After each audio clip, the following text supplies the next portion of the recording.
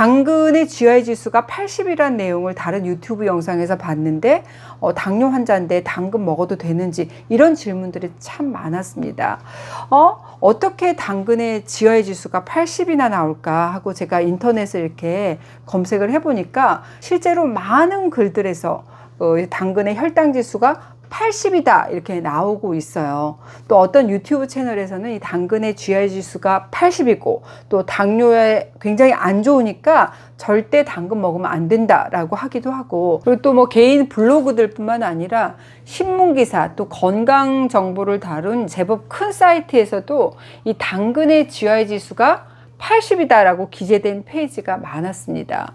이 GI 지수가 80이라는 게 어떤 의미냐? 그러니까 한마디로 얘기를 해서 음식의 당 지수가 보통 55보다 낮으면 이건 낮은 당 지수를 가졌다고 우리가 얘기를 하고, 수치가 70보다 높으면 높은 당 지수를 가졌다 이렇게 얘기를 하고 있거든요. 그러니까 간단히 말하면 당 지수가 높은 음식을 먹었다. 그럼 그 음식을 먹었을 때 당분이 어때요? 아주 빠르게 흡수되기 때문에 혈당을 쭉 올리는 음식들입니다. 탄수화물, 그 중에서도 우리가 정제된 탄수화물이죠. 뭐 설탕, 밥, 빵, 떡, 국수 이런 음식이 여기에 속하고, 반면에 당 지수가 낮은 음식이라고 하는 것은 그 음식을 우리가 먹었을 때 당분이 천천히 들어와서 혈당을 완만하게 천천히 올리는 음식을 말합니다.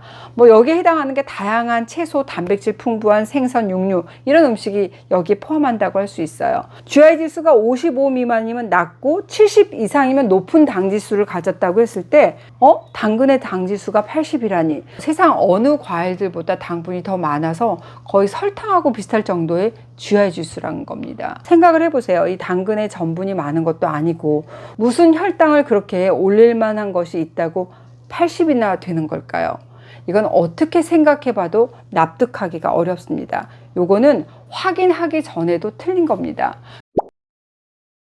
근데 그럼 왜 이렇게 잘못된 수치가 나오는 걸까요? 그건 GI 지수를 결정하는 실험을 잘못한 겁니다. 그러면 GI 지수는 어떻게 측정하는 걸까요? 사람이 직접 먹어보고 혈당을 재는 임상시험을 통해서 만들어지는 겁니다. 그럼 오늘 제가 이 당근 하나 먹고 내 혈당을 재면 그거 GI 지수라고 할 수 있습니까? 그것도 아닙니다. 이 GI 지수를 측정하기 위한 국제 규격의 공인된 절차를 통해서 전문가가 만들어내야지 그것이 바로 정확한 GI 지수라고 할 수 있습니다. 이 GI 지수라는 개념을 처음 만들어내고 세계 음식의 국제 공인 GI 지수를 만들어내는 곳이 있습니다. 바로 호주의 국립대학이죠. 시드니 대학인데요. 이 시드니 대학에서 운영하는 시드니 유니버시티 글리세믹 인덱스 리서치 서비스, 그러니까 우리가 줄임말로 SUGIRS, 수거스라고 얘기를 하는데, 여기에서 바로 이 GI 지수라는 개념을 처음 만든 곳이 바로 이곳입니다. 전 세계 여러 가지 음식들을 다 의뢰를 받아가지고 가장 정확한 GI 지수를 측정해냅니다. 이 시험 방식도 국제 공인을 받기 위해서는 엄격하게 규격화된 절차가 있어야 돼요. 이것을 우리가 ISO 280 GI 도출 시험 절차라고 얘기를 하는데, 이 방식으로 좀 정밀하게 설계된 시험 모델에 따라서 사람이 음식을 섭취한 다음에 혈당을 측정하고 그 결과로 GI 수치가 만들어집니다. 그만큼 임상시험을 하는데 비용도 아주 비쌀 수밖에 없고 시간도 많이 걸리는 작업이라고 할 수 있습니다. 이건 제가 경험을 해봐서 잘 압니다. 제가 한 2010년까지 왜 다이어트용 식사 대용식을 이렇게 시판하다가 지금은 일반 시판을 하지 않고 한의원 원내에서만 좀 제가 사용을 하고 있는데요. 그 식사 대용식으로 시드니 대학에서 국제 임상 시험을 했습니다. 섭취한 후에 혈당을 거의 올리지 않은 아주 결과가 좋았어요. 그 시험에 소요되는 시간도 굉장히 길었고 비용도 생각보다는 꽤 많이 들었습니다.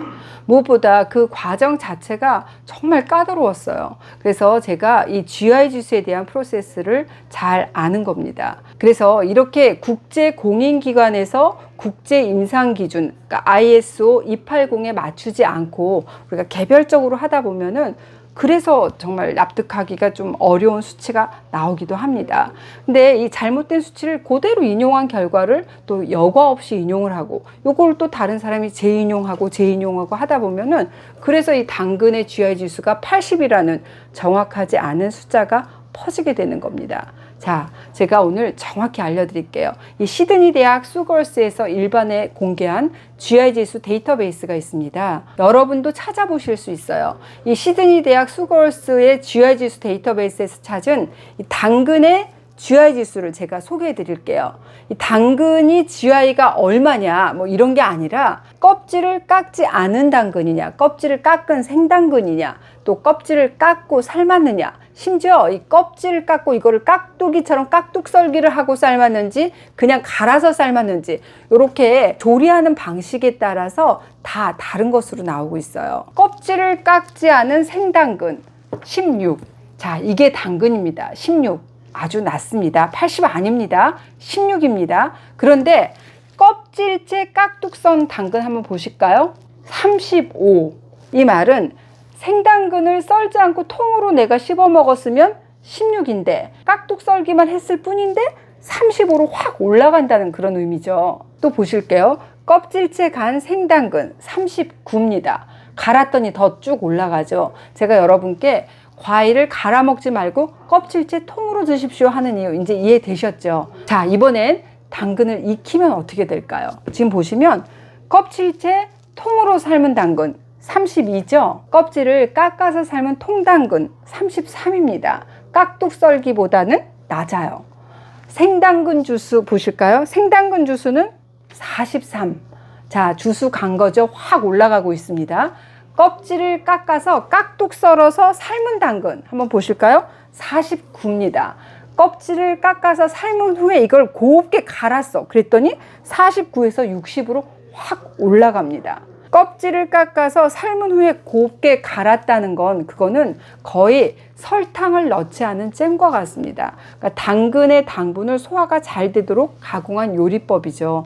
원래 이 당근이 혈당 지수가 16이었던 거에 비하면 거의 어때요?